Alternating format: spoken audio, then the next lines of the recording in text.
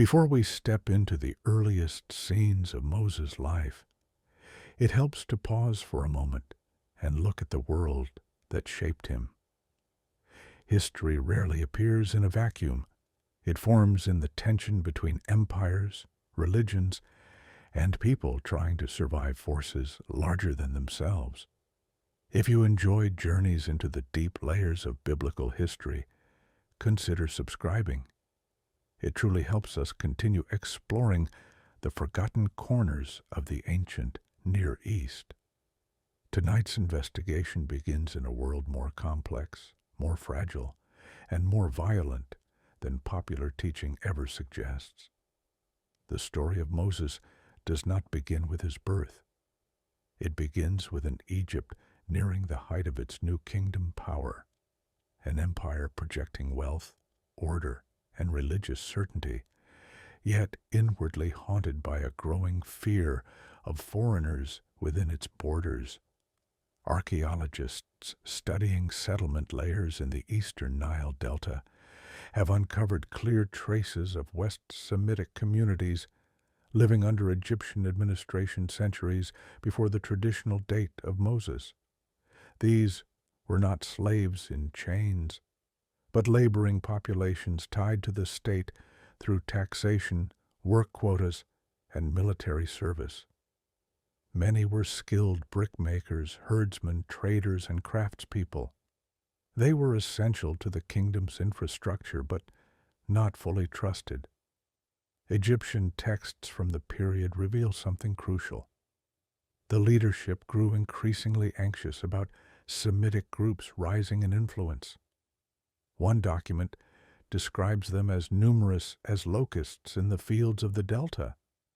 Another warns that these foreign communities multiply faster than the Egyptians themselves. Even though these passages do not mention Moses personally, they depict the atmosphere surrounding his earliest years.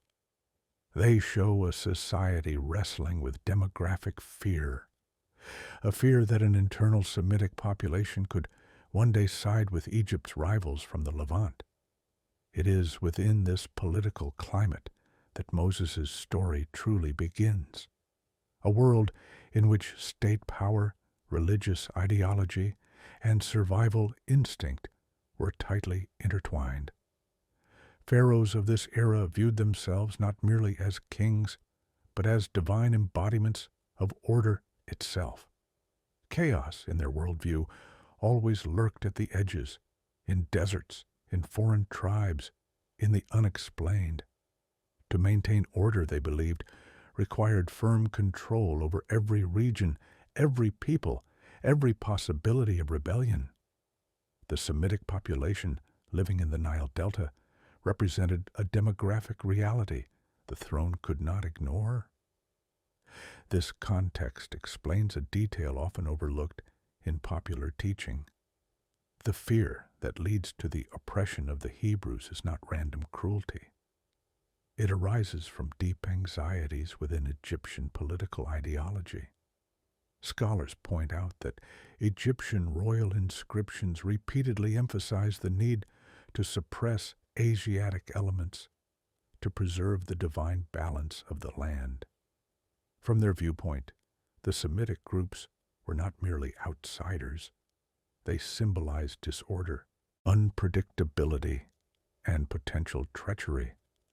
Understanding this helps us see the emotional and historical weight behind the order to suppress and control Hebrew births. This command is sometimes described as irrational or purely malicious in simplified retellings, but the historical backdrop reveals a calculated political move consistent with Egyptian statecraft. Reduce the strength of a population perceived as a threat, especially young males who could one day take up arms. It was a harsh policy driven by national insecurity, the kind of insecurity that shaped the birth environment of a child who would later rise to transform entire nations. In the royal courts of the period, priests and scribes interpreted omens, dreams, and celestial patterns in ways that influenced political decisions. early Jewish traditions preserve a memory of a prophecy delivered in Pharaoh's presence. A seer warns that a Hebrew child would rise and one day overturn Egyptian dominance. While historians debate the exact origins of this account, similar scenes appear in Egyptian literature where kings act decisively when warned of future threats. Whether or not such a prophecy actually occurred, its presence in ancient traditions reflects a real-world pattern in Egyptian thought. Remove threats at their source before they have time to grow. This is where Moses enters history, at the intersection of fear, prophecy, and political calculation. Popular teaching often frames Moses' rescue as a miracle powered by faith alone.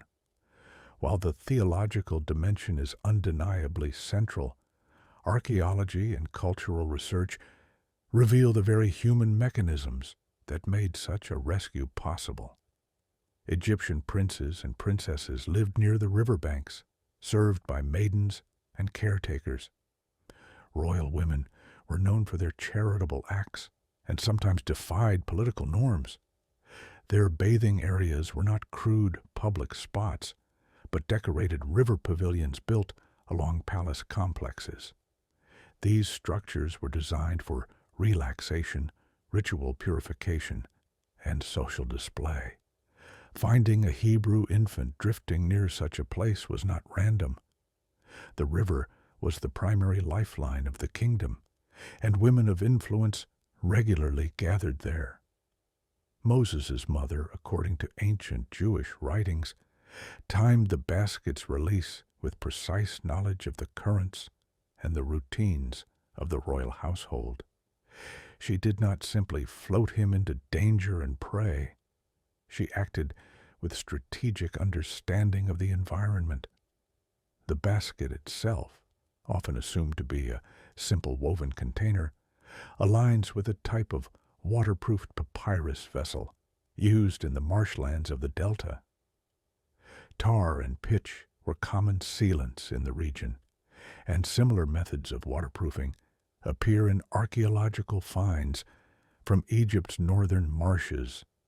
In other words, Moses' rescue involved not only divine guidance, but technical skill and maternal intelligence, a detail many retellings overlook. When the princess discovers the infant, she instantly recognizes him as a Hebrew child. This recognition is sometimes attributed to the basket or clothing, but scholars note that Semitic populations were known for distinct grooming styles and physical characteristics that Egyptians sometimes depicted distinctly in art. The princess's act of compassion, therefore, was not just humanitarian. It was a deliberate choice to protect a child belonging to the very group her own government viewed with suspicion. Her decision places Moses under royal protection and simultaneously conceals his heritage from many in the palace. This creates one of the most important yet rarely discussed aspects of Moses' early life. He grows up straddling two identities. In the royal courts, he receives elite training in mathematics, language, administration, and martial discipline. His instructors are the same officials who manage Egypt's wealth, map its territories, and lead its armies. At the same time, he carries a Semitic identity hidden beneath layers of privilege. He is a child of two worlds, raised by the oppressors of his people, yet belonging to the oppressed. Historians believe this tension shaped the psychological foundation of Moses' character more profoundly than most audiences realize. His worldview is formed by the contradictions of palace education and hidden ethnic origin. He learns Egyptian theology, but also hears whispers of a god his ancestors worshipped. He studies Egyptian military strategy, yet witnesses the forced labor imposed on Semitic workers. He sees the luxury of royal banquets, and the harsh quotas demanded from Hebrew laborers. This dual exposure creates a unique perspective that no other figure of his generation possessed. Ancient Jewish tradition suggests that Moses, even as a young man, displayed exceptional leadership qualities recognized by the palace elite. Some writings describe him as influential in diplomatic and military affairs. While these accounts are debated, they reflect a broader truth. Moses was not an outsider looking in. He was fully embedded in Egyptian power structures. His actions later in life cannot be understood without acknowledging his deep familiarity with the machinery of empire. And yet, beneath the polished veneer of royal life, Egypt was shifting. New threats emerged from foreign raiders, internal instability, and administrative corruption. The king's authority depended on constant displays of control, building projects, military campaigns, and religious ceremonies. The Hebrews, as a laboring population, were caught in the crossfire of policies designed to reinforce this authority. Their suffering was not incidental. It was a direct consequence of a system trying to secure its own survival. This is the world Moses is born into. A world afraid of its own laborers, a world ruled by divine kings anxious about prophecy, a world where compassion from a royal daughter collides with the machinery of oppression. Popular teaching often portrays Moses' early life in soft colors: a basket, a river, a kind princess. But the historical backdrop reveals a far darker, more complex picture. Moses enters the world at a moment when Egypt stands at the height of its glory and the edge of its fears. Every decision surrounding his birth, the decree of suppression, the basket launched into the river, the princess's intervention, reflects the larger forces shaping Egypt's destiny. By the time Moses reaches adulthood, he is a product of both privilege and oppression, of Egyptian education and Hebrew heritage. He is uniquely positioned to understand the language of power and the cry of the enslaved. This dual identity sets the stage for everything that will follow. And it all begins here, in an empire confident in its gods, yet haunted by a prophecy about a child who would rise from the oppressed to challenge the throne itself. Egypt, at the height of its new kingdom power, was more than an empire of monuments and armies. It was a vast intellectual machine, a civilization built on knowledge, ritual, mathematics, astronomy, statecraft, and an intricate relationship between politics and the divine world. To understand Moses' later role as prophet, mediator, and national leader, we must first understand the kind of world that educated him. His Egyptian upbringing is not a footnote. It is one of the most important and least discussed elements of his story. It shaped how he thought, how he judged, and how he interpreted the divine encounters that would mark his adult life. Popular teaching often simplifies this period of Moses' life into a vague childhood spent within the palace. But historical and archaeological evidence reveals that royal education in Egypt was one of the most rigorous intellectual training systems in the ancient world. Those taught within its boundaries were not merely prepared for court etiquette. They were shaped to manage an empire.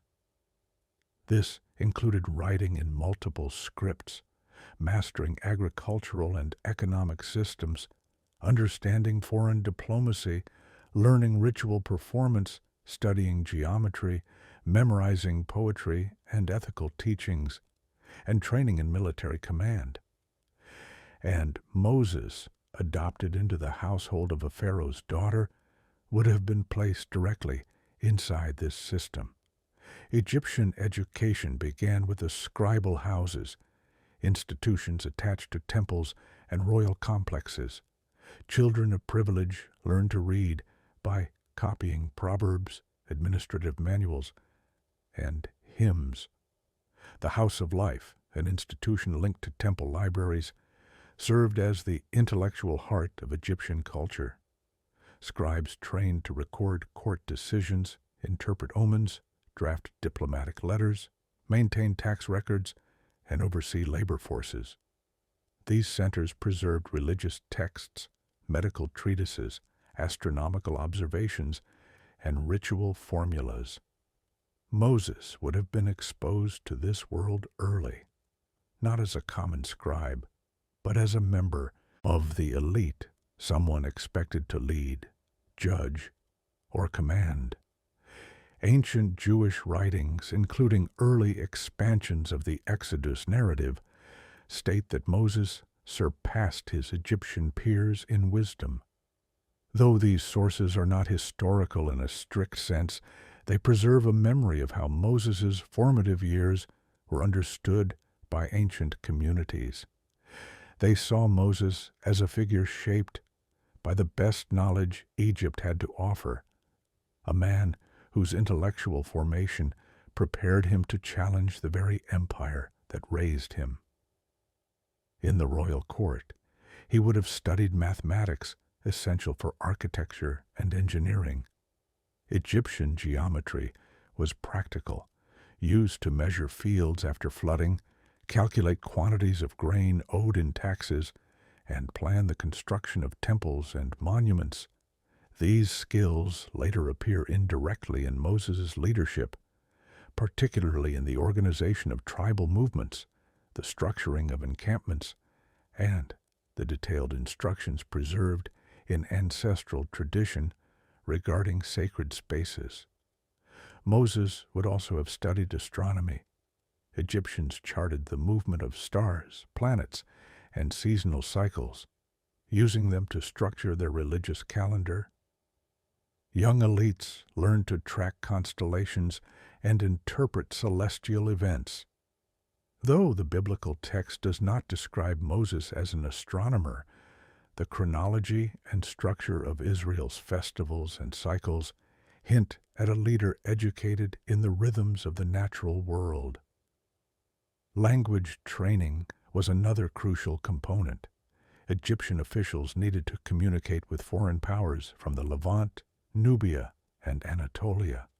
Moses likely learned not only formal Egyptian, but also exposure to Semitic languages spoken by diplomatic envoys and merchants.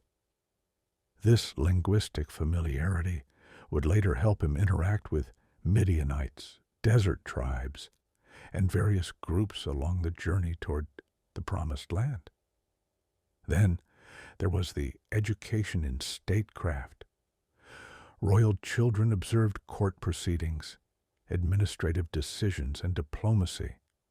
They were exposed to the complex hierarchy of priests, soldiers, governors, and advisors.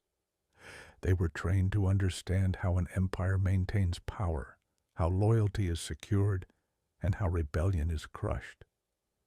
This experience becomes indispensable for understanding Moses' later leadership challenges, navigating tribal conflict, managing dissent, establishing laws, and holding a newly formed nation together.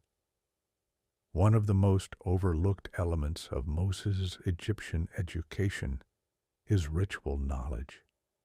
The royal household was steeped in temple ceremonies, offerings, and purification rites. Princes and princesses participated in religious festivals, learned the symbolism behind sacred animals, and were expected to honor the gods who legitimized the throne. Moses, living among them, observed how religion functioned as both spiritual devotion and political instrument. He saw how divine authority was invoked to justify decisions, shape cultural identity, and maintain the king's power. This exposure adds an important dimension to Moses' later encounters with the God of his ancestors. When he meets the divine presence in the wilderness, an encounter radically different from the ritualized practices of Egyptian religion, the contrast would have struck him deeply.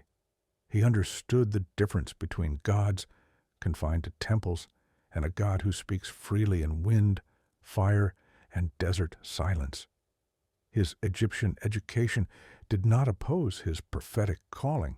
It prepared him to comprehend the magnitude of what he encountered. Another little discussed aspect of Moses' upbringing is military training. Royal sons were prepared to lead troops, oversee fortifications, and understand battlefield tactics. Records from the time describe chariot instruction, archery practice, and lessons in logistics. Even if Moses was not groomed as heir, the military component of elite education was unavoidable. This background helps explain his ability to guide a large population through hostile terrain, navigate strategic locations, and confront external threats. Yet despite this privileged upbringing, Moses lived with an unspoken tension, one that eventually shaped his destiny. He was a Hebrew raised as an Egyptian noble. He moved comfortably through the palace halls, but carried a heritage that placed him at odds with the very system educating him. His adoptive mother knew his origins. A few servants likely suspected, but the broader court may have seen him simply as an unusual but bright foreign-born noble adopted into the royal household. This dual identity meant Moses belonged everywhere and nowhere. A man shaped by Egypt's grandeur, but tied by birth to a people suffering under its power. Ancient Jewish memory emphasizes that Moses' earliest emotional conflicts began here, in the contradiction between privilege and oppression. He saw the laborers building royal projects, people who looked like him but lived under quotas, overseers, and forced labor. He walked past storehouses brimming with grain while hearing the grumbling of hungry workers. He studied alongside children of the elite, while children of the Hebrews faced harsh conditions and uncertain futures. This tension would eventually rise to the surface, pushing him toward a decision that would change the trajectory of his life. Egypt itself was entering a period of shifting political winds. Foreign powers pressed at its borders, internal corruption weakened its administration, and economic strain led to increasingly harsh treatment of laboring populations. Moses was no outsider to these developments.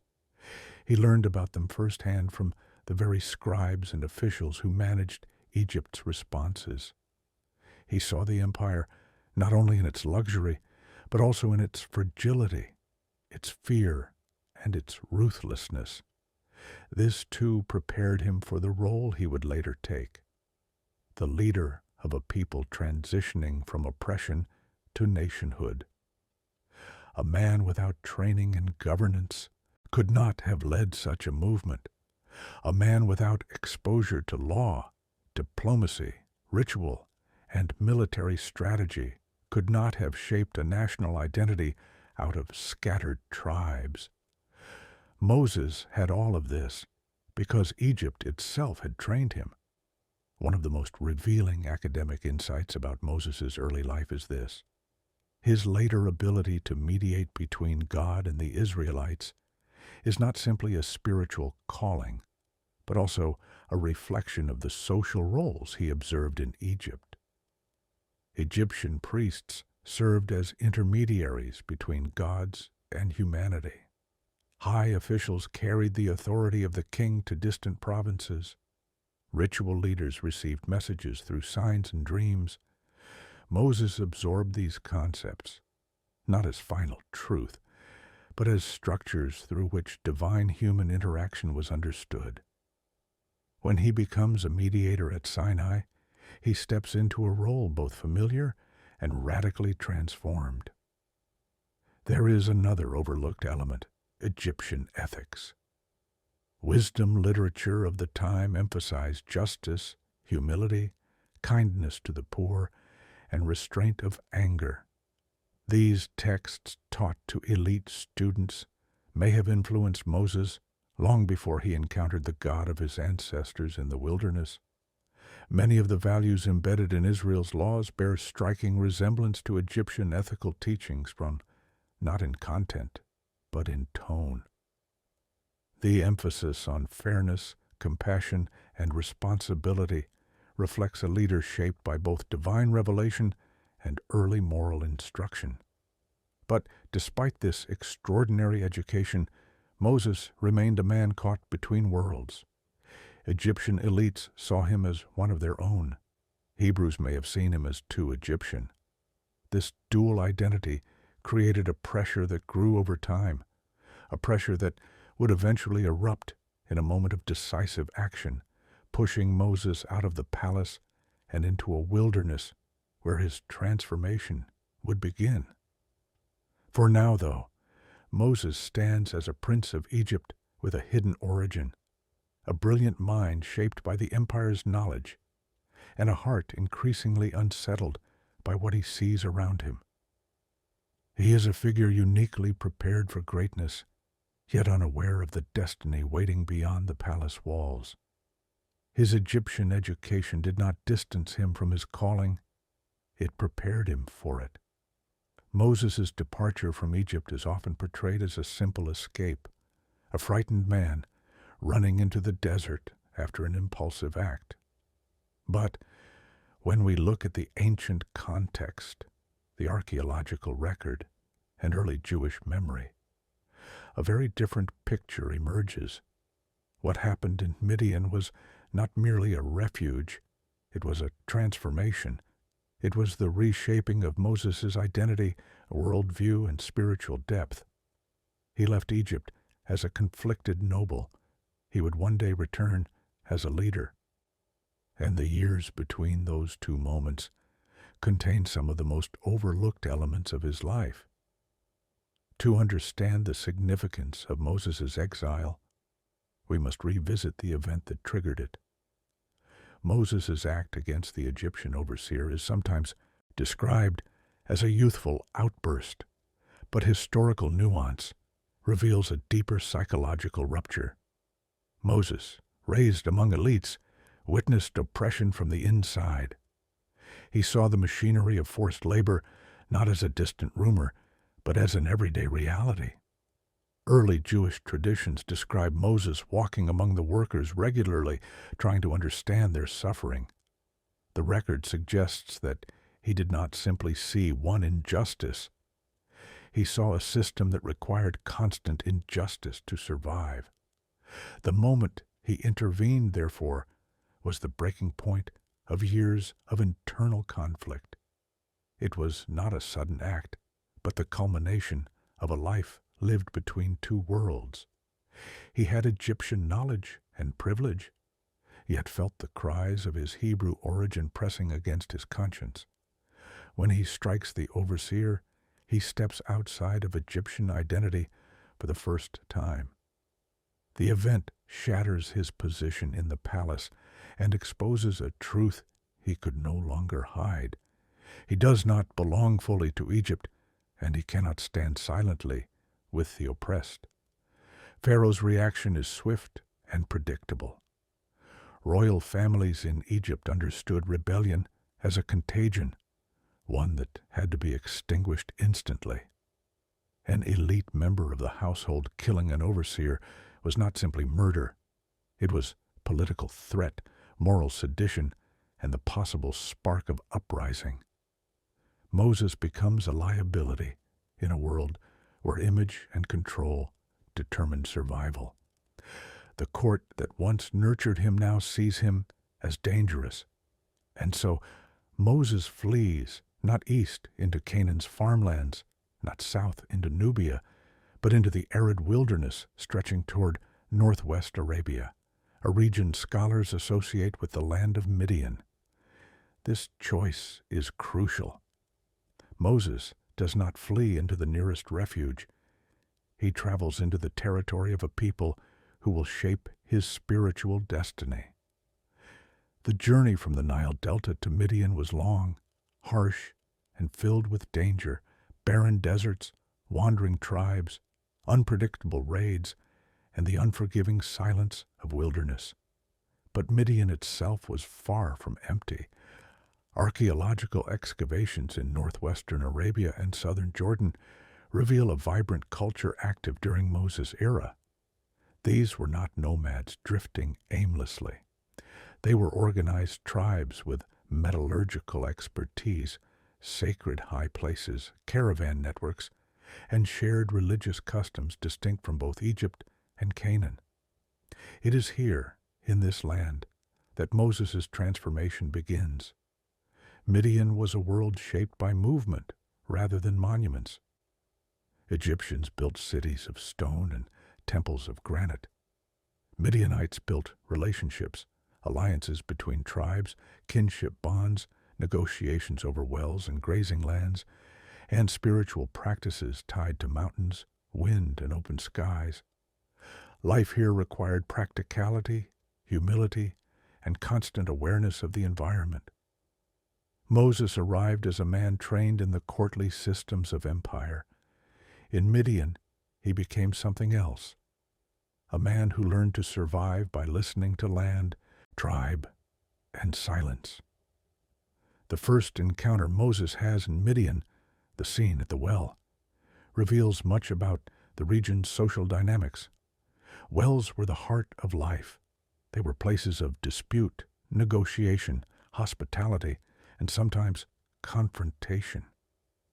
Shepherds gathered with their flocks, travelers met strangers, and family alliances were formed. When Moses defends the daughters of a Midianite priest, he demonstrates something he had not shown in Egypt. He intervenes not as a conflicted observer, but as a man free from the constraints of imperial hierarchy. He acts instinctively, not politically, and in doing so steps deeper into the identity he had long suppressed. The priest he meets is known later as Jethro, though early texts preserve several names for him, a sign of the complexity of Midianite culture, where individuals often carried multiple titles related to clan leadership, religious function, and regional authority. Jethro is described as a priest, a wise man, and a figure of immense respect. His presence reveals that Midian possessed structured religious systems, not the aimless paganism sometimes imagined in popular retellings. Scholars have long noted the Midianite connection to early worship of the god associated with the ancestors of Israel. Some propose that Midianite religious practices preserved ancient traditions predating the patriarchal narratives. Others suggest that knowledge of the divine name may have existed in Midian long before Moses' encounter at Sinai. What is clear is that Moses finds in Jethro's household a stability he never had in Egypt. He marries, begins a family, and takes up the work of a shepherd, a role that seems simple on the surface but was profoundly shaping. Shepherding in the ancient Near East required patience, constant movement, and the ability to read landscapes intuitively. It meant navigating the rhythms of seasons, learning where life could be sustained, anticipating danger, and guiding vulnerable creatures through an unforgiving land. This work prepared Moses for leadership more deeply than any royal training could have. Shepherding demanded selflessness, vigilance, and endurance, qualities essential for guiding a people through wilderness. It also forced Moses to confront a new reality. He no longer lived under the rigid structures of empire. He moved freely, without court schedules or administrative burdens.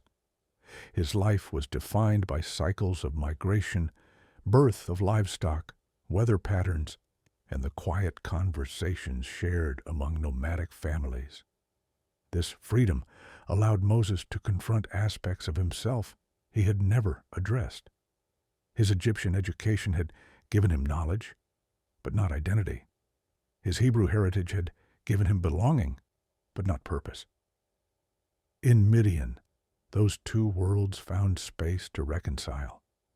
He learned humility, not as a virtue recited in an ethical text, but as a condition of survival. He learned silence, not as absence, but as the medium through which truth can be heard. Ancient Jewish memories suggest that Moses' time in Midian lasted many years, long enough for a generation of change to occur within him.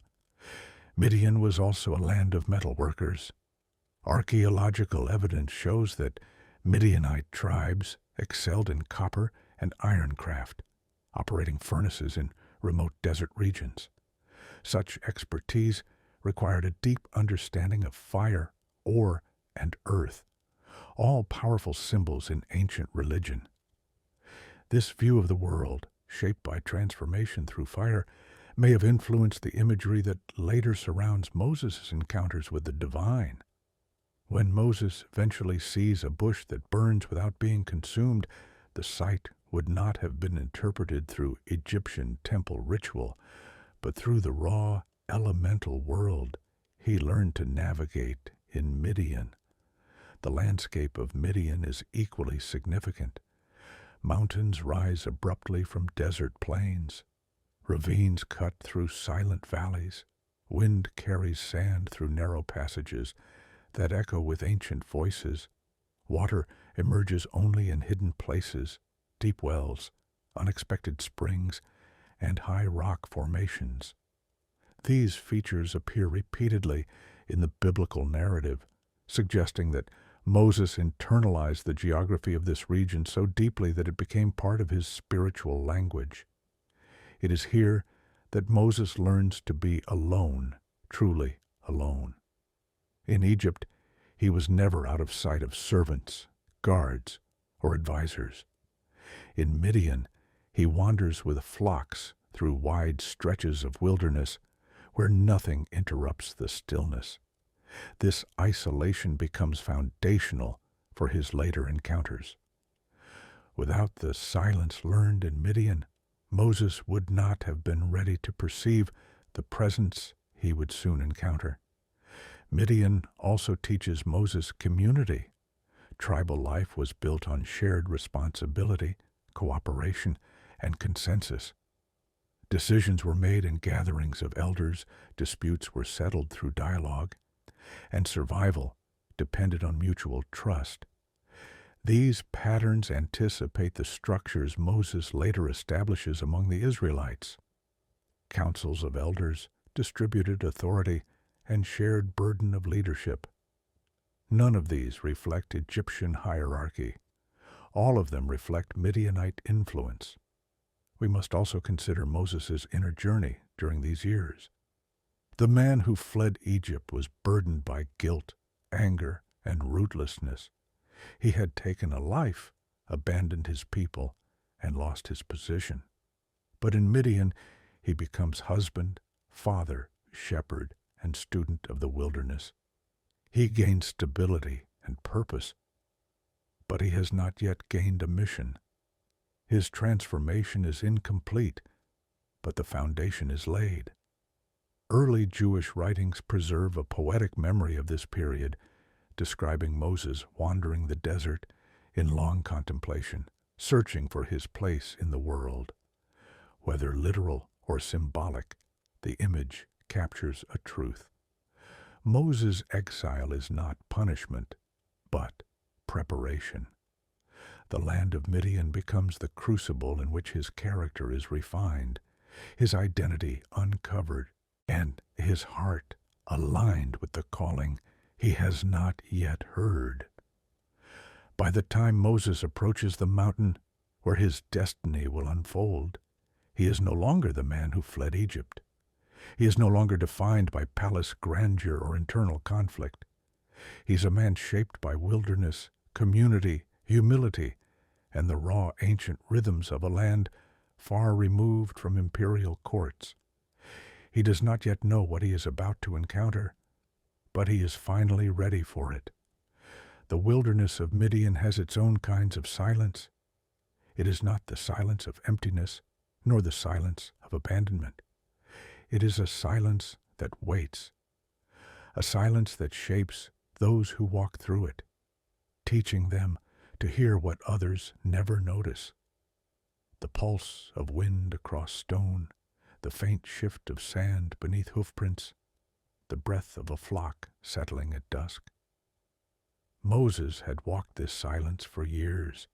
He had learned to read the desert like others read scrolls, but nothing in his upbringing, neither the scholarship of Egypt nor the simplicity of Midian, prepared him for what he was about to witness. Popular teaching often presents the burning bush as a miraculous event, standing alone, disconnected from history and context. But ancient Near Eastern cultures had long associated theophany, a manifestation of divine presence, with fire, mountains, and wilderness settings. Understanding these connections reveals how Moses' encounter fits both within and beyond the religious world of his time. Moses leads his flock toward a region described in tradition as Horeb, a mountain known to Midianite clans as a place of ancestral reverence. It is not a random location. Ancient caravan routes pass near this area, and geological studies show pockets of volcanic rock, veins of copper, and flint formations that strike sparks under pressure. This landscape, raw and elemental, already carried the symbolic weight of fire and transformation. Moses ascends alone, guiding sheep through rocky paths until he reaches a place where desert vegetation clings to narrow ridges. Among these shrubs, he notices something strange, a bush enveloped in flame, yet untouched by destruction. The scene is described with an economy of language in the biblical narrative, but early Jewish and Christian interpretations emphasize its significance. The fire is not ordinary. It is a presence that does not consume. For Moses, a shepherd accustomed to the dangers of natural fire, the sight violates everything he knows. Fire in Egypt was associated with gods who transformed the world through both creation and destruction. Fire in Midian was the essence of metalwork, the element that reveals the inner nature of stone. But this fire does neither. It burns without damage. It illuminates without devouring. It draws Moses near rather than forcing him back. This is the first layer of the encounter. The visual paradox that breaks the laws of the world Moses understands. Then comes the second layer, the voice. The narrative does not describe thunder, wind, or trembling earth. It describes a voice that calls Moses by name. Names in the ancient world were not mere labels. They signified identity and destiny. When the voice calls Moses, Moses, it marks a turning point in his life, more profound than his flight from Egypt. Egyptian priests believed gods revealed themselves through dreams, rituals, and controlled temple environments. Midianites saw the divine in natural signs and ancestral traditions. But here, the divine speaks directly, unmistakably, personally. The command to remove his sandals reflects Near Eastern practice in sacred spaces. In Egypt, priests removed footwear before entering holy areas. In Midian, mountains were often considered dwelling places of divine presence. Moses recognizes that he is standing not on ordinary ground, but on a boundary between the seen and unseen. The narrative then reveals a name, or, more accurately, a revelation of presence that defies the categories Moses has learned. The God of his ancestors identifies himself not through imagery, idols, or rituals, but through memory. He is the God of Abraham, Isaac, and Jacob, names Moses knew, but perhaps had not fully understood. This identification roots Moses' calling in ancestral tradition, not in the political might of Egypt or the cultural world of Midian. This is the third layer. God reveals himself not through form, but through relationship.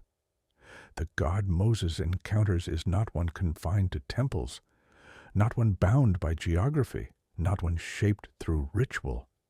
This presence speaks, commands, remembers, and acts within history. It is a God who sees the suffering of a people, hears their cries, and knows their pain. The language is strikingly direct. There's no poetry to soften it. It is the language of empathy and intervention. Moses is confronted with a divine being who engages with human suffering in a way neither Egyptian nor Midianite religion had ever imagined. The call placed upon Moses is equally direct. He is to return to Egypt. He is to confront the system that educated him, the throne that once sheltered him, and the empire that fears the very people he must now lead. It is not a request. It is an assignment rooted in divine justice. Moses' hesitation reveals the depth of his transformation in Midian. He no longer sees himself as a prince, a warrior, or a figure of authority. He sees himself as a shepherd, a man shaped by humility. He questions his worthiness, his ability to speak, and his role. The God he encounters does not diminish these fears. He addresses them. He promises presence, guidance, and signs. Ancient Jewish writings describe this moment as the first time Moses realizes that leadership is not about personal strength, but about partnership with the divine will. One of the most debated elements of this encounter is the revelation of the divine name. The biblical passage describes a declaration often translated in various ways. I am who I am. I will be who I will be, or I am the one who is. Scholars note that the original phrase carries a sense of ongoing presence, a God who defines existence rather than being defined by it. In the ancient world, names of gods often reflected function: storm gods, fertility gods, war gods. But the name revealed to Moses transcends these categories. It expresses a being who is self-sustaining, eternal, and active in the world.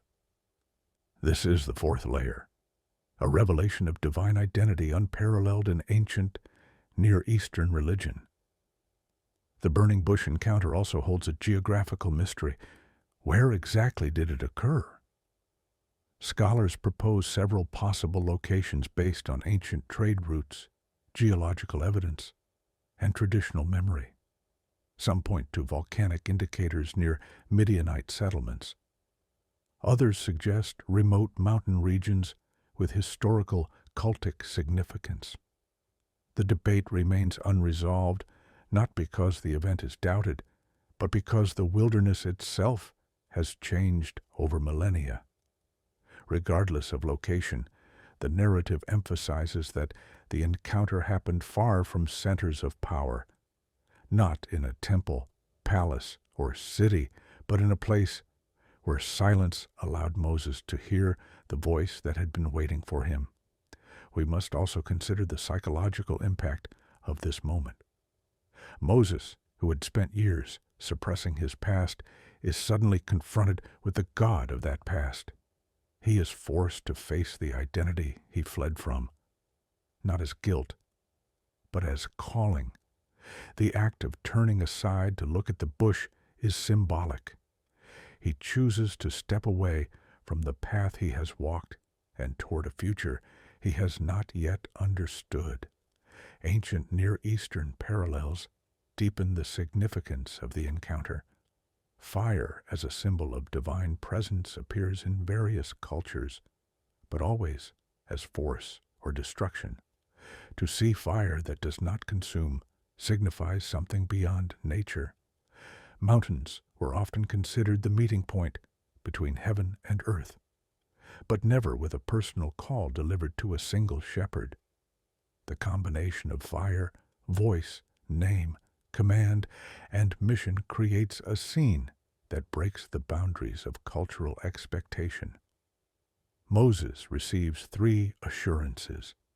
First, he will not go alone. The divine presence will accompany him. Second, the people will be delivered not by strategy but by divine intervention. Third, the sign that he is called is not the bush, but the future gathering of the people at the very mountain where he stands. This final assurance is particularly profound. Moses is told that proof will come not in the present moment, but in future obedience. This shifts the nature of faith from immediate certainty to long-term trust, a concept that would define Israel's entire journey. The encounter ends not with ecstasy, but with responsibility.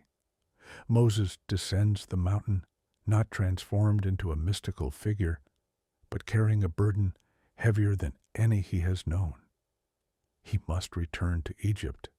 He must confront his past, his fears, and the structures of power he once belonged to. The burning bush does not remove his humanity. It intensifies it. By the time Moses leaves Horeb, the shepherd has become something more. He carries the knowledge of a God who acts in history, a God who sees the oppressed, and a God who calls ordinary people to extraordinary tasks. The mountain does not change Moses into a flawless hero. It reveals the path he must walk, a path shaped by purpose, conflict, and divine presence. He goes not as the prince he once was, nor as the fugitive he became, but as the chosen leader of a story far larger than himself. When Moses returns to Egypt, he does not enter a familiar home. He enters a landscape transformed by tension, instability, and spiritual intensity. The Egypt he left was a place of privilege and structure.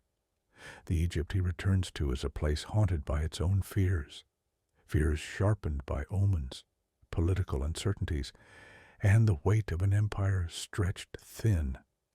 Scholars examining Egyptian records note a recurring pattern during periods of national stress. Leaders doubled down on religious ritual, tightened control over laborers, and increased the demands placed on subject populations. This shift would have fallen heavily upon the Hebrews, who formed a vital yet vulnerable workforce. Moses steps into this world not as a refugee, not as a forgotten prince, but as a man carrying a divine message. His first confrontation is not with the labor, overseers, or the noble courts, but with Pharaoh himself. The biblical narrative portrays Pharaoh as resistant, hardened, and dismissive. But to understand this response, we must place it within the political and religious framework of ancient Egypt. Pharaohs were not merely kings. They were living embodiments of divine order, the physical representatives of a cosmic balance between stability and chaos. Any challenge to Pharaoh's authority was not just political rebellion, it was cosmic rebellion. When Moses declares that the God of Israel demands his people's release, he is not simply communicating a request. He is challenging the entire theological worldview of Egypt. He is confronting a system built on the idea that Egyptian gods protect Egypt and its institutions. A foreign deity demanding freedom for slaves is a direct threat to Egyptian religious identity. This explains why Pharaoh's heart is described as hardened. The phrase is often misunderstood as psychological stubbornness. In ancient Egyptian political language, hardness of heart symbolizes resolve, strength, and refusal to yield to foreign influence. Pharaoh is expected to resist. His refusal is not only predictable, it is culturally required. The plagues that follow are often portrayed as random punishments, but scholars note a deeper structure. Each plague systematically targets aspects of Egyptian belief, economy, and worldview. They dismantle the symbolic pillars of Egypt's identity. The first plague turns the Nile, Egypt's lifeblood, into blood. The Nile was associated with gods who brought fertility and life. Its transformation reveals the vulnerability of what Egyptians trusted most. Historical theories suggest the possibility of red algae blooms, perhaps linked to shifts in temperature or volcanic activity.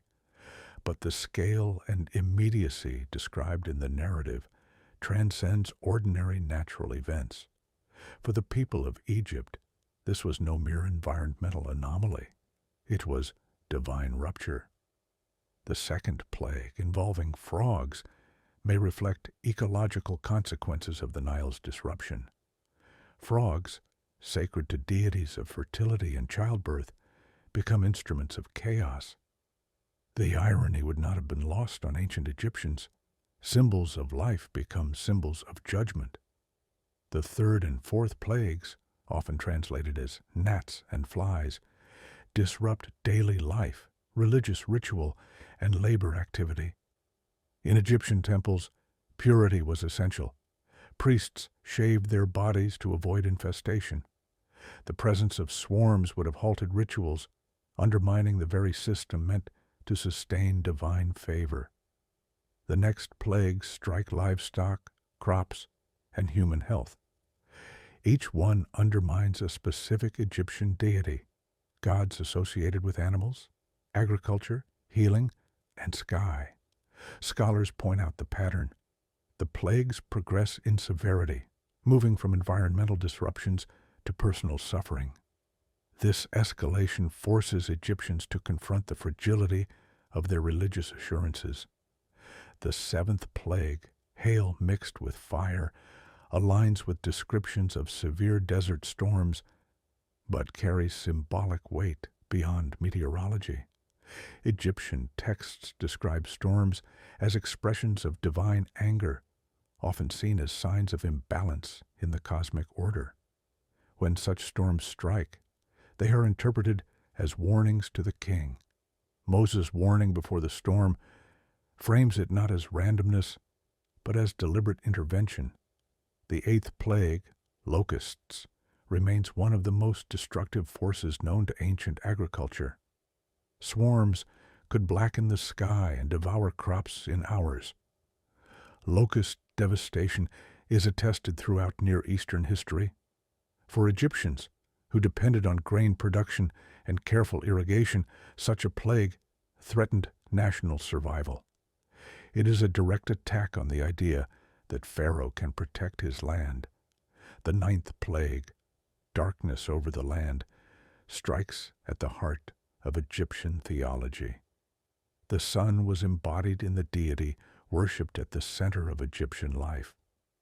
Darkness represents the triumph of chaos, the failure of Pharaoh, and the unraveling of the cosmic order he was meant to uphold.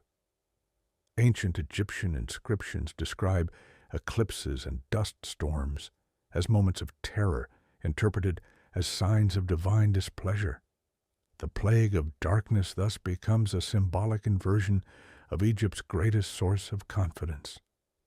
Then comes the final plague, the death of the firstborn. This is not a random tragedy, but the climax of a confrontation between two theological systems. In ancient Egypt, the firstborn son held unique spiritual and political significance. He was the future of the household, the continuation of lineage, and the symbol of divine blessing. By striking at the firstborn, the narrative portrays divine judgment not just on individuals, but on the spiritual structure of Egypt itself. Scholars debate the historical mechanism behind this event. Some suggest environmental catastrophe, disease outbreaks, or cascading ecological collapse. but the biblical narrative places it within a framework of divine justice, a measured, purposeful act that reveals the limits of Pharaoh's power. In this reading, the event is not mere calamity, but a decisive spiritual turning point. Throughout these confrontations, Moses' role evolves. He begins as a reluctant messenger, but becomes a confident agent of divine will. This transformation mirrors his internal growth. The man who once fled from Egypt now stands before its ruler with authority derived not from his upbringing, but from the presence he encountered in Midian. Aaron, his brother, serves as spokesperson and companion. Their partnership reflects the communal nature of Israel's prophetic tradition. Leadership is shared, not monopolized. Moses' humility becomes strength, his hesitation becomes clarity, and his identity shifts from displaced shepherd to national leader. Pharaoh's court, meanwhile, experiences internal division. Some officials, according to the narrative, begin to recognize the significance of Moses' warnings. They urge Pharaoh to yield. This tension reflects historical patterns in Egyptian administration. Advisors often influenced royal decisions, especially during crises. But Pharaoh's refusal is portrayed as both personal and symbolic. The last stand of a system unable to accept a truth that undermines its foundations. The plagues, taken together, serve a purpose beyond punishment. They dismantle Egyptian confidence in its gods, expose the vulnerability of imperial power, and prepare the Hebrews for departure.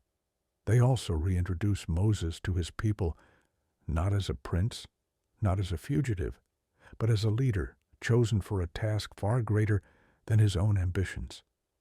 By the time the final plague unfolds, Egypt has been stripped of its illusions. The land that once appeared invincible has been shaken by forces beyond its control. The Hebrews, long oppressed, stand at the threshold of transformation. And Moses, who aged in exile and spoke with hesitation, now stands at the center of a drama involving nations, gods, and the destiny of an emerging people. The confrontation with Pharaoh is not merely a battle of wills. It is a collision of worldviews. The order of empire against the justice of a God who hears the cries of the oppressed. It is the unveiling of a truth hidden beneath centuries of ritual and power. And it is only the beginning of a journey that will lead Moses and the Hebrews into landscapes no empire can control. The Exodus is often remembered as a single sweeping event, a night of liberation followed by a miraculous crossing and an epic march into the wilderness. But a closer examination of the historical, cultural, and archaeological dimensions reveals a far more intricate reality. The departure from Egypt was not merely a dramatic escape. It was the reorganization of an entire people, the collapse of a social order, and the birth of a national identity, forged through hardship and divine intervention. To understand Moses' role as leader, we must examine the Exodus not as myth, but as a logistical and historical phenomenon, grounded in the world of the ancient Near East. Egypt at the time was no longer the invincible empire it projected in monuments. Internal strains, economic, administrative, and environmental, left it vulnerable. Scholars examining ancient settlement layers note periods of desertification, drought cycles, and possible seismic activity that may have destabilized the region.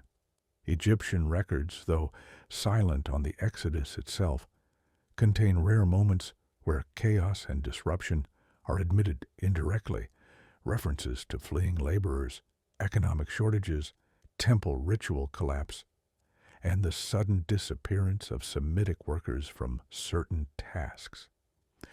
The Hebrews, long associated with brick-making, construction, and agriculture, were deeply embedded in Egyptian infrastructure. Their departure was not a minor labor shortage. It was a severe blow to the empire's economy. This helps explain why Pharaoh pursued them after permitting their initial release. It was not only pride or stubbornness, it was the realization that the departure of tens of thousands of laborers would cripple Egypt. Yet, how exactly did such a movement occur? The biblical narrative describes a coordinated departure under Moses' leadership. Early Jewish sources suggest the Hebrews left swiftly, taking what they could carry and relying on mutual support among clans. Archaeologists studying ancient nomadic migrations emphasize that large tribal groups could mobilize quickly if motivated by survival or divine instruction. One of the most significant questions about the Exodus is the size of the population. Popular retellings imagine hundreds of thousands or even millions. Scholars debate these numbers, noting that ancient texts often use symbolic language. Whether large or modest, the key point is that the departing group included families, elders, livestock, and mixed communities, Egyptians who chose to join them, other Semitic groups, and possibly slaves seeking freedom. The Exodus may represent not just one ethnic group, but a coalition of oppressed peoples united by a common moment of liberation. Their route is another major point of debate. The Bible describes their travel through wilderness areas east of the Nile Delta, but the exact places remain uncertain. Scholars propose several corridors. One route follows the northern coastal plain near ancient Egyptian fortresses, though this would have been heavily monitored. Another route moves through marshlands and lakes of the eastern delta, which aligns with the descriptions of a miraculous sea crossing. A third route leads south toward the Sinai Peninsula, passing through deserts and mountain passes. Each proposal has archaeological support and challenges. The key takeaway is that the Hebrews avoided major Egyptian military routes, suggesting Moses possessed deep geographical knowledge. His upbringing in Egypt and years in Midian gave him insight into both imperial surveillance patterns and wilderness survival. The pivotal event in the Exodus is the crossing of the sea, a moment that has captured imagination for centuries. The biblical description emphasizes divine intervention, powerful winds, and walls of water. Scholars have proposed natural models involving wind-set-down phenomena, tidal shifts, or seismic activity affecting shallow lakes. Yet, none of these explanations fully account for the scale and timing described. The crossing is portrayed as a moment where natural elements responded to divine command, not contradicting nature, but bending it toward a purpose. The Egyptians' pursuit reflects the desperation of a collapsing order. Chariot forces, symbols of military might, chase the Hebrews into terrain unsuitable for heavy equipment. Ancient Egyptian chariots required level ground and firm soil. Entering marshy or unstable landscapes would have been risky. The narrative describes the Egyptians becoming entangled, slowed, and overwhelmed, an image consistent with chariots caught in soft terrain or sudden flooding. But the emphasis is not on natural mechanics. It is on the collapse of imperial power before the eyes of the oppressed. The crossing becomes the defining moment of Israel's identity, the point at which slavery ends and a new people emerges. After the crossing, the Hebrews enter a vast wilderness stretching between Egypt and the land later known as Israel. This terrain was harsh, arid and unforgiving. Yet the region was not entirely barren. Archaeologists have identified ancient wells, oases, copper mines, and seasonal pastures used by nomadic tribes for centuries. These resources made long-term survival possible, though difficult. This journey required extraordinary logistical planning. Moses organized the people into tribes, clans, and households.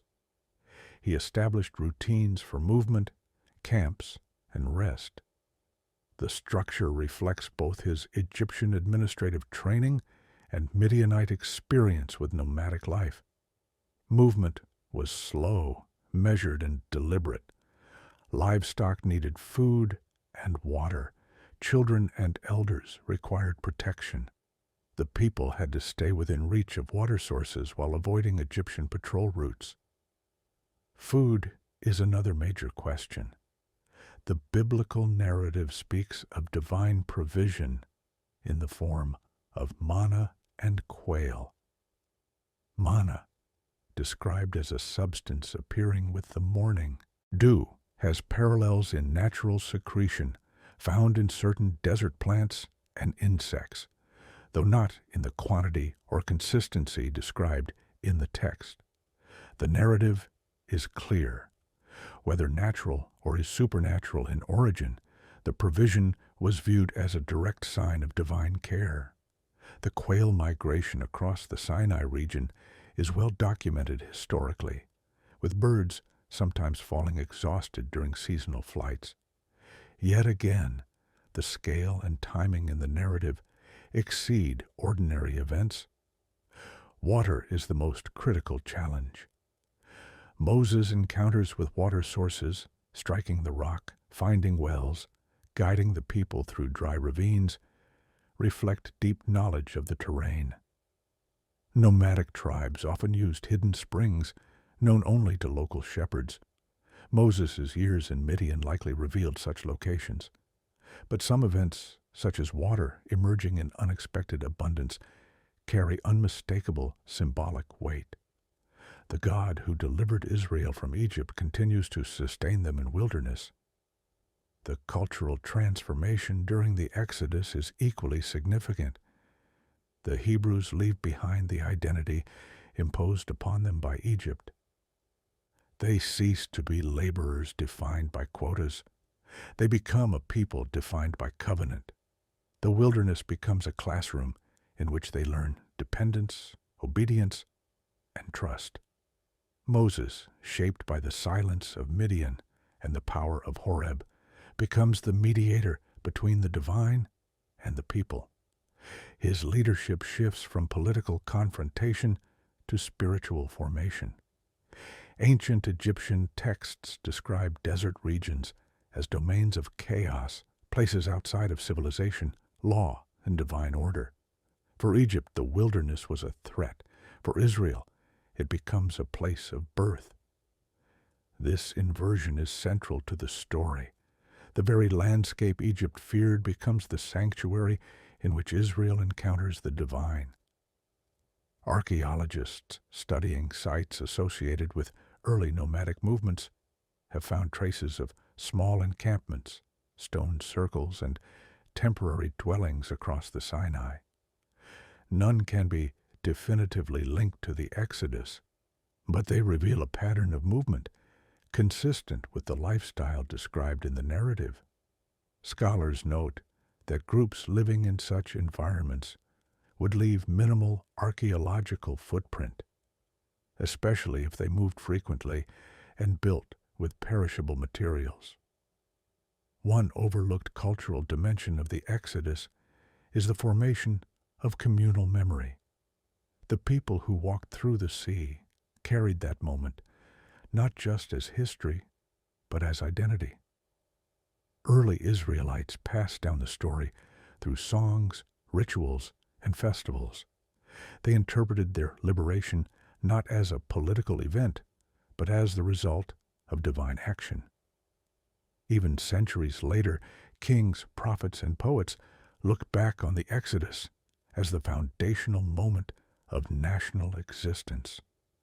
But we must not reduce the Exodus to a single night or a single crossing.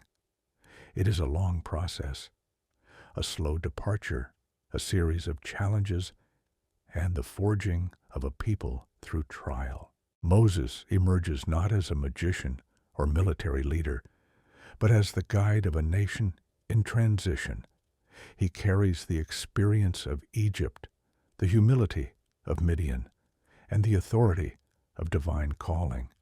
By the time the Hebrews approach the region of Sinai, they are no longer a displaced workforce. They are a community shaped by shared hardship, shared hope, and shared encounter with the divine. The Exodus does not end with the sea. It continues into the mountains, where Moses will receive the laws that will define the identity of his people. The journey is far from over. The wilderness still stretches before them, and the mountain that will change everything waits ahead.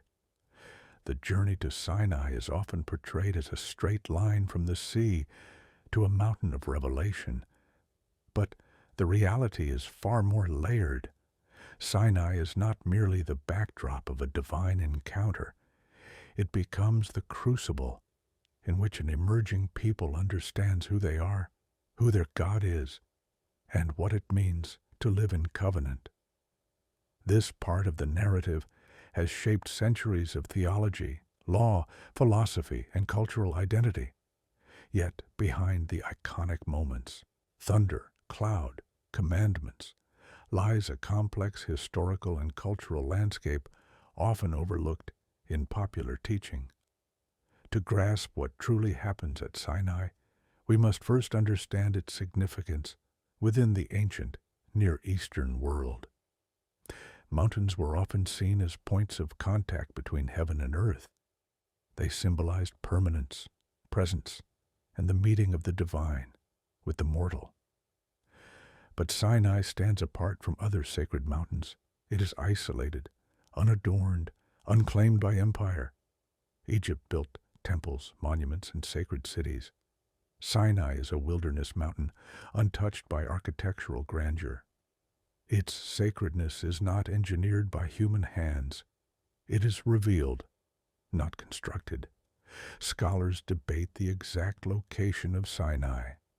Several candidates exist across the southern Sinai Peninsula and northwestern Arabia.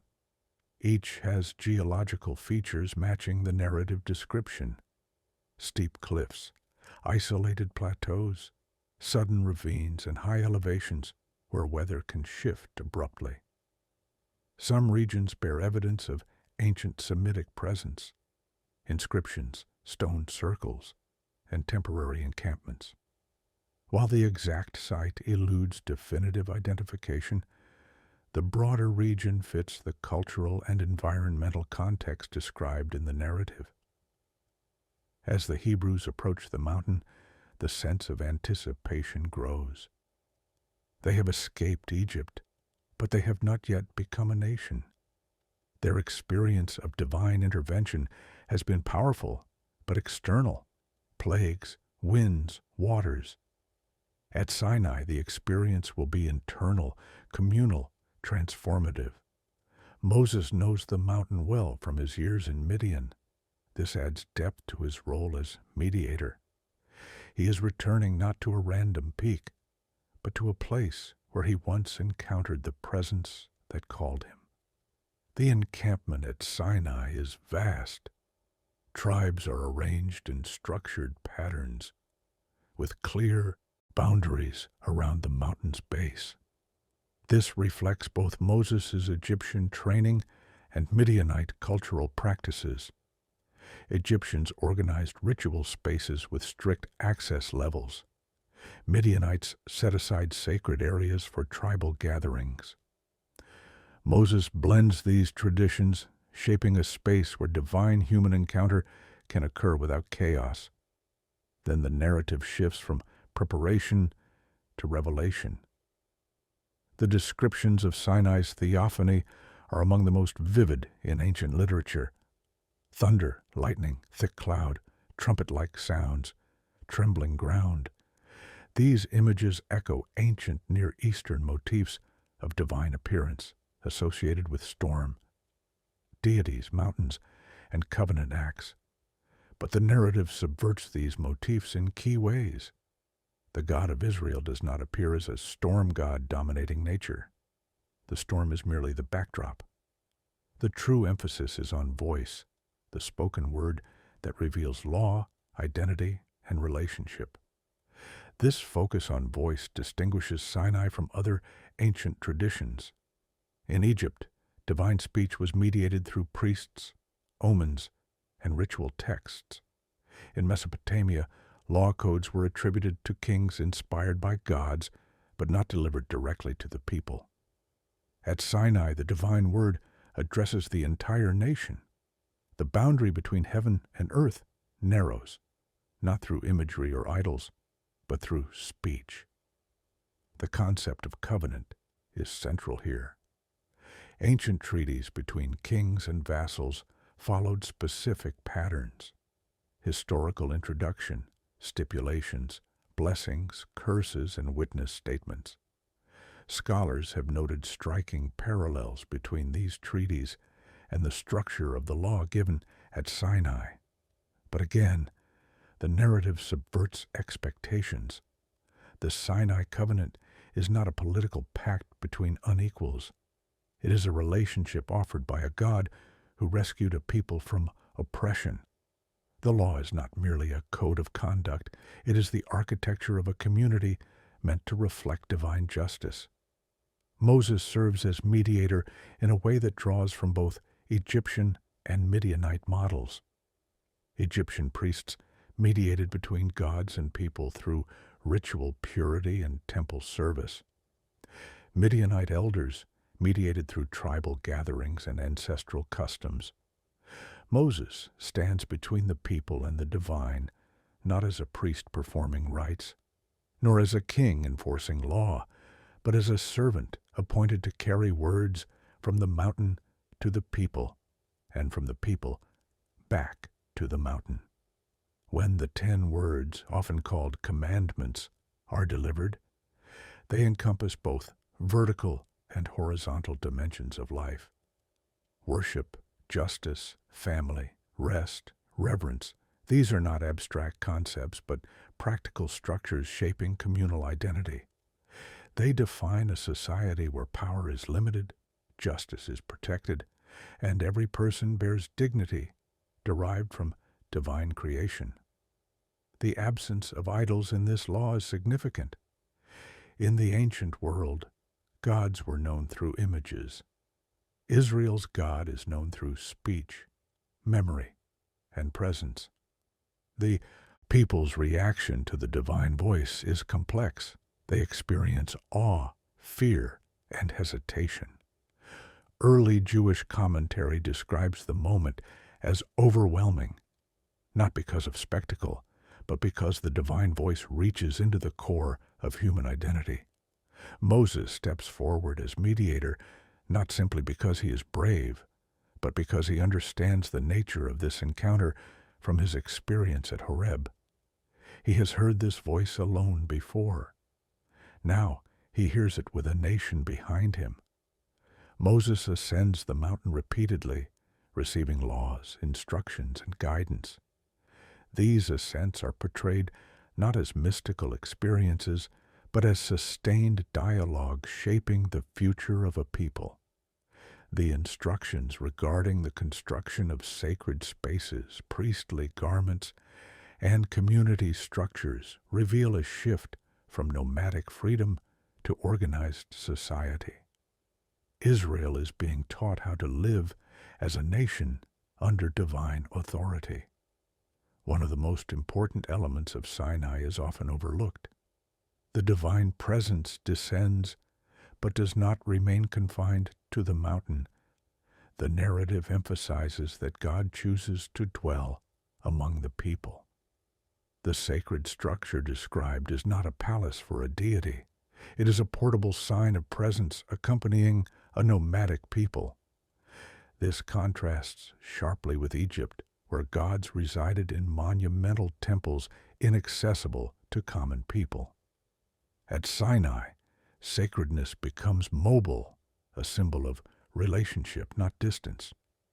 The incident of the golden calf reveals the fragility of this relationship. While Moses receives the law, the people revert to familiar ancient practices, crafting an image reminiscent of deities worshipped in both Egypt and the Levant. This act is not simple rebellion, but a reflection of the deep imprint of their past. Moses' response, breaking the tablets, signals the covenant's relational nature. It is not a contract etched in stone. It is a bond that can be wounded and restored. Moses' intercession for the people marks one of the most significant theological developments at Sinai. He appeals to divine mercy, historical promises, and the future identity of the nation. This intercession reflects both his Egyptian training in diplomacy and his Midianite understanding of community responsibility. He stands in the gap not because of hierarchy, but because of loyalty. His role becomes that of a mediator who carries the burden of the people's failures while embodying the hope of their restoration.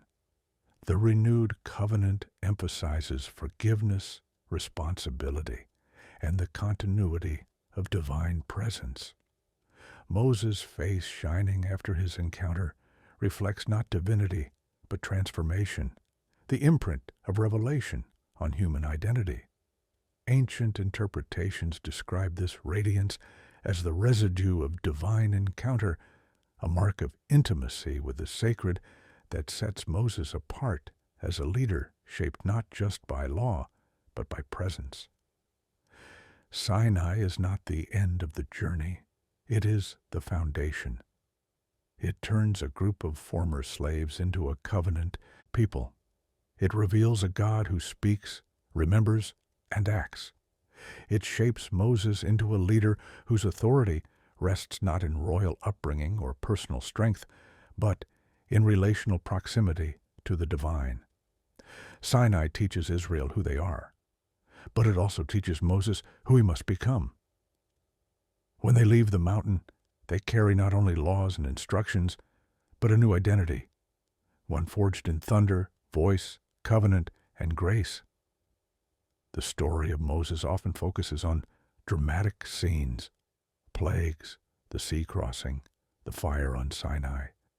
But much of his leadership unfolds not in miracles, but in crisis management, internal conflict, and the daily struggle of shaping a newly formed people into a functioning society. Between Sinai and the final approach to the Promised Land lies a long, difficult road marked by rebellion, exhaustion, hope, and profound transformation. This period reveals Moses not simply as a prophet, but as a leader navigating political, psychological, and spiritual challenges more complex than anything he faced in Egypt. When Israel leaves Sinai, they are no longer a chaotic group fleeing oppression. They have laws, structure, and a sense of identity. Yet identity does not eliminate human nature. The wilderness becomes a testing ground where internal pressures emerge with greater force than external enemies. Moses finds himself at the center of these tensions, bearing the weight of expectations from both the people and the divine. One of the earliest crises occurs in the form of dissatisfaction. The people begin to long for the food of Egypt, fish, cucumbers, garlic, leeks, the foods symbolizing stability and predictability. This longing is not trivial. It reveals the psychological difficulty of freedom. In Egypt, they had security without dignity. In the wilderness, they have dignity without security. The shift is disorienting. Moses hears their complaints and feels the strain. Ancient texts describe him speaking openly to God, expressing the burden of carrying the people alone. This vulnerability humanizes Moses. He is not an untouchable hero. He is a man overwhelmed by the responsibility placed upon him. To address the growing challenges, Moses establishes a council of elders. This decentralized leadership mirrors Midianite customs and stands in contrast to Egyptian autocracy. It also reflects the practical reality of governing a vast mobile community. Moses recognizes that leadership cannot rest on a single figure. The elders are given the authority to judge disputes, maintain order, and share in the spiritual responsibility of guiding the people. This act marks one of the earliest documented forms of distributed governance in the ancient world. But even with shared leadership, internal rebellion continues. The most serious uprising comes from within Moses' own family. Aaron and Miriam question his authority. Their critique is not merely personal. It reflects a deeper struggle over the nature of prophecy and leadership. Ancient Israel was not a monarchy. Authority was fluid, shaped by calling and character rather than dynastic succession. When Aaron and Miriam challenge Moses, they challenge the structure that has held the community together. The narrative's response emphasizes that Moses' authority comes not from birthright or personal ambition, but from humility and divine appointment. Moses' reaction to the conflict, interceding for Miriam when she faces consequences, reveals his character. He does not demand vengeance. He pleads for mercy. Other episodes highlight the tension between divine expectation and human fear. The scouts sent into Canaan return with conflicting reports. Some emphasize the land's abundance. Others highlight the dangers. The people choose fear over trust, refusing to move forward. This rebellion is not a mere lack of courage. It is a collapse of vision. They cannot imagine a future beyond the wilderness. Moses' role becomes not just to guide them physically, but to reshape their imagination, teaching them to see what their ancestors hoped for, a land where they can build a just society. Another overlooked episode involves the bronze serpent. When venomous serpents strike the camp, the people seek Moses' intercession. He is instructed to create a bronze image of a serpent mounted on a pole. This object, far from an idol, serves as a symbolic reminder of divine mercy. Its significance is cultural and psychological. Healing comes not through magic, but through acknowledgement of the source of life. The serpent later becomes a symbol of misuse when it is worshipped in later generations, showing how fragile the line between symbol and idolatry can be. Moses also faces conflict over land and leadership. Korah, along with a group of influential men, leads a rebellion questioning Moses' and Aaron's positions. This revolt is not simply political, it is ideological. It challenges the structure of the community and the nature of divine calling. Moses responds with solemn authority, emphasizing that leadership is not a prize to be seized, but a burden assigned. The outcome of the rebellion reinforces the idea that Israel's identity depends on recognizing divine order rather than human ambition. Throughout these crises, Moses navigates practical challenges as well. The camp must maintain hygiene, order, and resource distribution. Although the wilderness lacks dense vegetation, archaeological studies show that various desert regions contain seasonal grazing areas, small springs, and migration corridors that could sustain livestock. Moses uses his knowledge of Midianite terrain to guide the people. Ancient nomads often used rock piles, markers, and star patterns for navigation, skills Moses likely mastered during his years as a shepherd. Moses' relationship with Aaron is another critical element. While Moses serves as mediator and judge, Aaron functions as the priestly representative of the people. Their partnership embodies the balance between law and worship, justice and ritual. But it also reflects the tension between charisma and institution. Moses carries the unpredictable fire of divine encounter. Aaron maintains the structured rhythm of community worship. This balance becomes essential for Israel's survival. One of the most poignant moments in Moses' leadership occurs when he strikes the rock at a place of thirst. The narrative presents this incident not as a minor slip, but as a significant breach of trust. Moses, frustrated and weary, speaks harshly to the people. Ancient interpreters offer various explanations: pride, anger, miscommunication. But the deeper truth is that leadership under constant pressure can push even the most faithful to moments of weakness. The consequence Moses faces is not punishment for failure, but a reminder that leadership carries profound responsibility. He will lead the people to the threshold of the land, but not enter it. The wilderness journey also reveals the fragility of hope. Generations who experience slavery struggle to imagine a different future. Moses becomes not only a leader, but a teacher of imagination. He speaks of a land flowing with milk and honey, a place of rest, justice, and peace. These descriptions are more than geographical. They are visions of a society built on dignity and divine presence, in contrast to the oppression of Egypt. Another forgotten episode involves interactions with neighboring tribes. The Israelites pass through regions inhabited by Edomites, Moabites, and Midianites. Some interactions are peaceful, others hostile. Moses negotiates passage, avoids conflict when possible, and prepares for battle when necessary. These encounters reflect the geopolitical realities of the era: shifting alliances, territorial disputes, and cultural exchanges.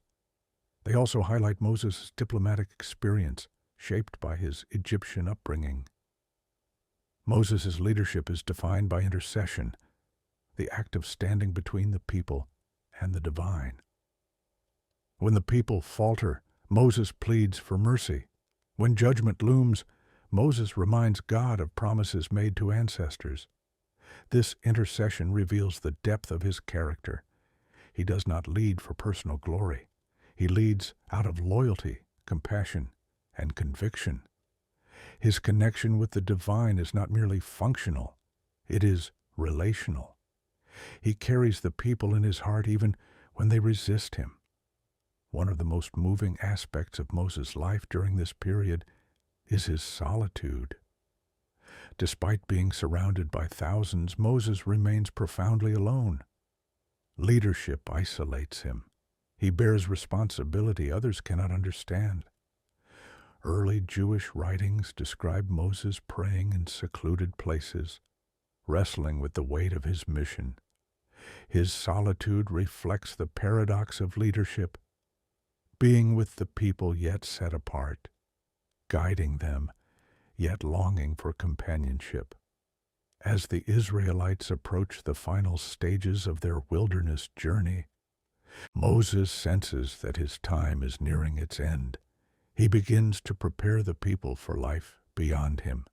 He appoints Joshua as his successor, recognizing that the next phase of their journey requires a different kind of leadership, one shaped not by exile and formation, but by conquest and settlement. Moses blesses the tribes, recounts their history, and emphasizes the importance of remembering the covenant. This period between Sinai and Moses' death often receives less attention than the dramatic moments of earlier parts of the narrative. But it is here, in the tension, fatigue, rebellion, and restoration, that Moses' true character emerges. He is more than a liberator and lawgiver.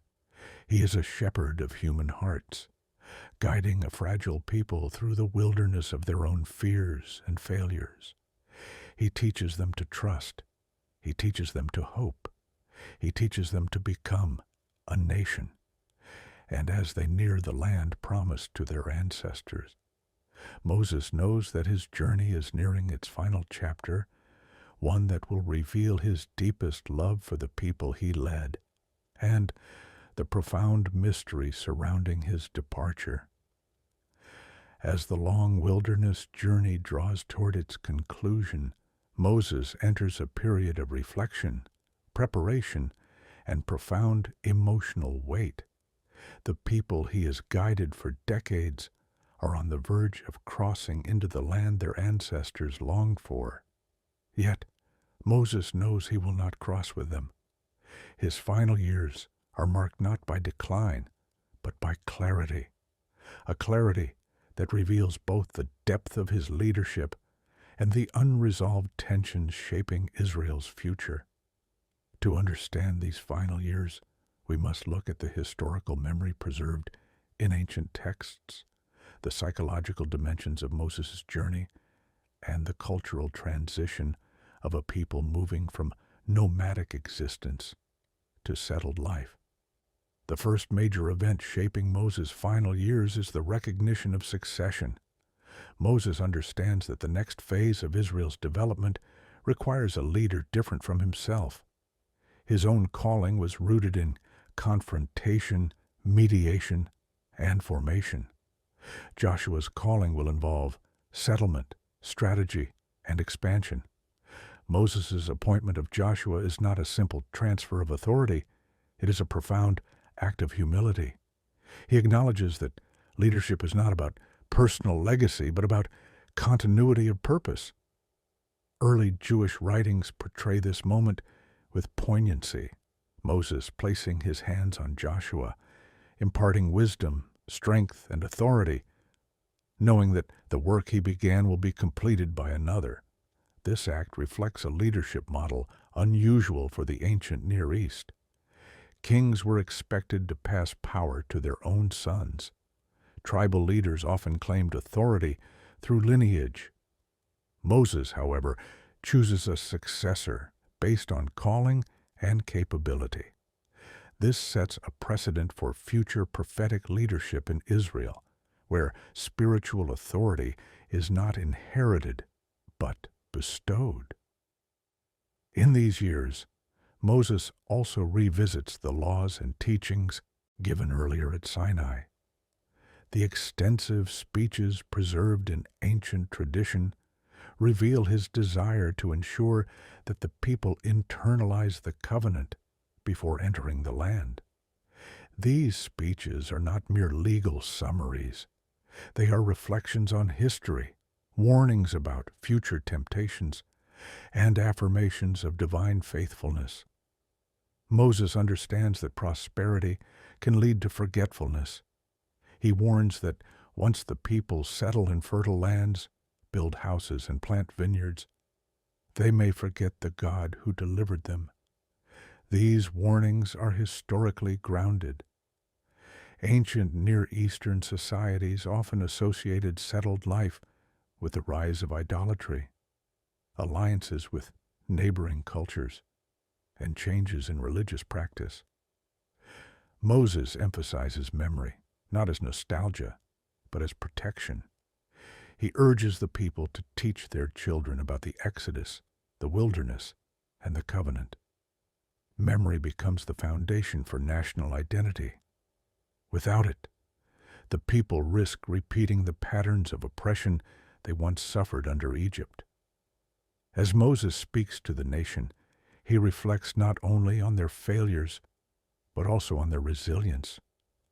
They have survived hunger, thirst, enemies, internal rebellion, and the harsh environment of the desert. These experiences have shaped them into a community capable of taking on the challenges ahead.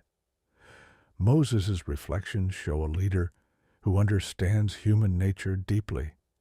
He acknowledges the people's weaknesses, yet believes in their potential. But underlying these speeches is the personal grief Moses carries. He knows he will not enter the land.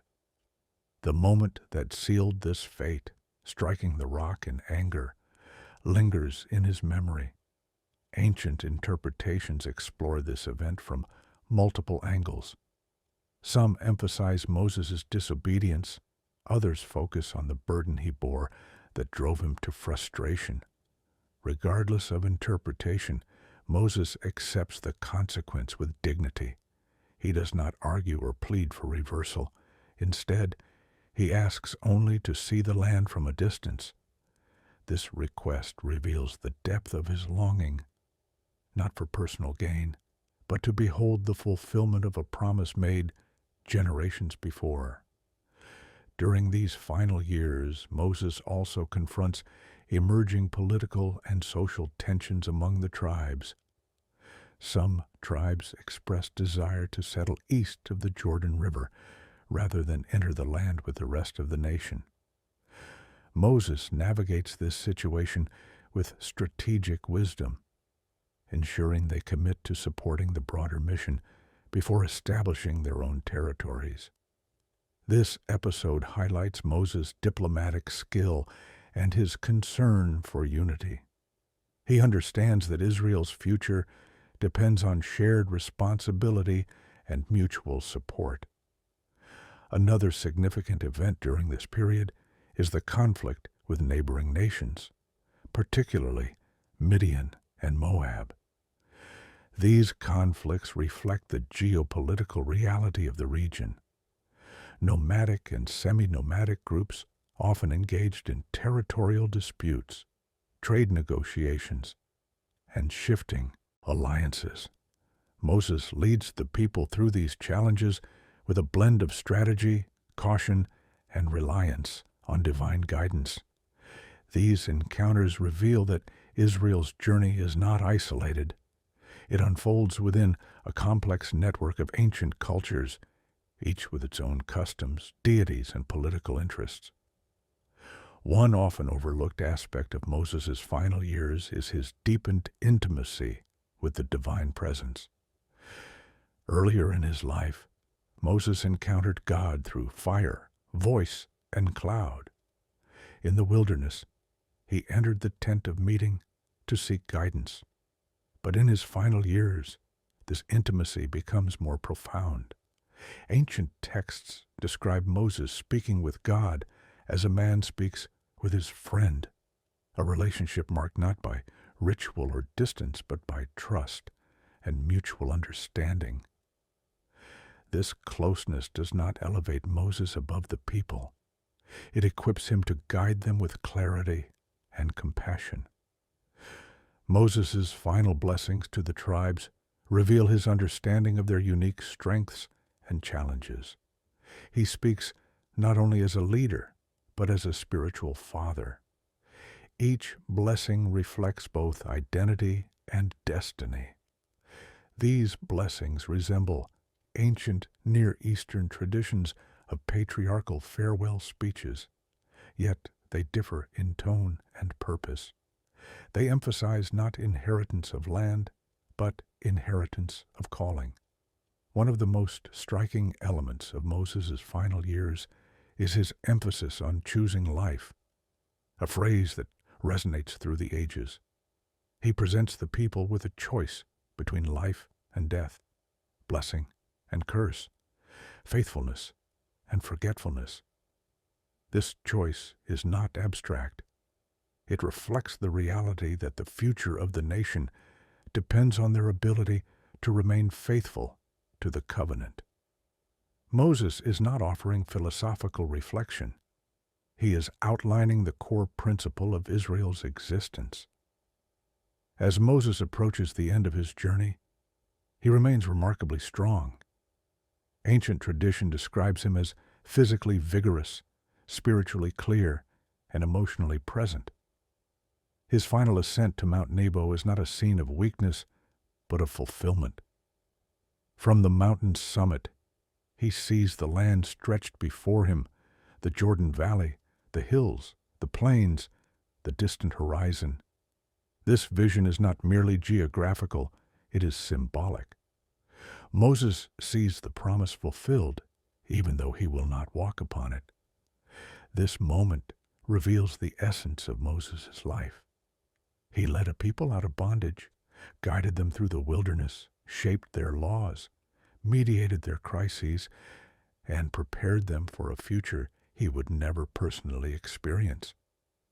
His mission was never about reaching the destination himself. It was about ensuring that the people reached it. His final years are marked by peace, not regret. He has done what he was called to do. He has given the people everything they need: memory, law, leadership, hope. But one final mystery remains, a mystery that defines the next part of his story. Moses will die, but he will not be buried in a place that anyone can find. His departure becomes an event unlike any other in ancient history, echoing through generations with both solemnity and secrecy. Moses' final ascent begins in silence. There is no procession, no ceremonial escort, no crowd of onlookers. He departs alone, walking toward the heights of Mount Nebo, a mountain overlooking the Jordan Valley. The path is steep, weaving through rock formations carved by centuries of wind. From below, the camp continues its preparations for the crossing into the land. The people know Moses' time is near, but they do not follow. His final moments are meant to be solitary, an ending shaped not by spectacle, but by mystery. As Moses climbs, he steps into history's threshold. The man who confronted Pharaoh, parted the sea, met God on Sinai, interceded for a nation, and carried the burdens of leadership for decades, now climbs toward a place where his personal journey ends. He moves with strength that ancient tradition emphasizes. His sight is undimmed, his energy unweakened. His age is recorded not to mark frailty, but to convey the extraordinary nature of his calling. Moses reaches the summit in full clarity of mind, a leader ending his mission with vision, not exhaustion. From the top of the mountain, the land spreads before him in dramatic panorama. The valleys shimmer in soft light. Hills rise in the distance. The fertile plains appear rich and inviting, a striking contrast to the wilderness he has known for so long. Moses sees what generations before him only hoped for, a land of promise, the culmination of a covenant stretching back to Abraham. Ancient Jewish memory describes this moment with reverent detail. Moses sees not only the geography, but the future. He sees the tribes settling in their respective regions. He sees cities built, harvests gathered, and generations born who will inherit the covenant he preserved. He sees victories and failures, triumphs and tragedies, faithfulness and forgetfulness. The land unfolds before him not as territory, but as destiny, a destiny he helped shape, yet will never personally enter. Then comes the most mysterious moment in the narrative, the death of Moses. The text describes it with striking simplicity. There is no storm, no earthquake, no fiery departure. Moses dies in the presence of the God who called him. The specificity is profound. He does not die before the people, nor by the hand of the people, nor alone in abandonment. He dies before the one who shaped his life. This intimacy is unlike any other death in the biblical record. It suggests completion, peace, and fulfillment. But then, the narrative introduces a detail that has shaped centuries of speculation. Moses' burial place is unknown. The text states that he was buried in a valley near the mountain, but the exact location was not revealed. This silence is deliberate. It is not an oversight. It is a theological statement. In the ancient world, graves of great leaders became sites of veneration, political authority, and sometimes idolatry. Pharaohs built monuments to preserve their legacy. Kings had tombs carved into mountains to assert their power, even in death. But Moses, the most significant leader of early Israel, has no visible resting place. Why? Ancient Jewish and early Christian interpretations offer several explanations. Some suggest the burial was hidden to prevent the people from turning Moses into a sacred relic, to keep focus on the God he served rather than the man himself. Others propose that secrecy protected the people from disputes, since Moses belonged not to one tribe, but to all. Another view emphasizes humility. The man who spoke with God face to face leaves no monument, no shrine, no stone marking his name.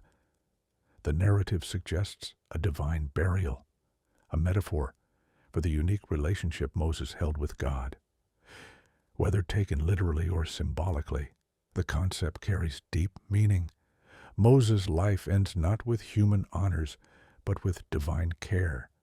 His disappearance into an unmarked grave reinforces the idea that his leadership was never about personal glory. It was about obedience, service, and faithfulness. The absence of a tomb becomes one of the most powerful symbols of his story. It prevents the formation of a cult around his relics. It anchors Israel's identity in memory rather than physical sites.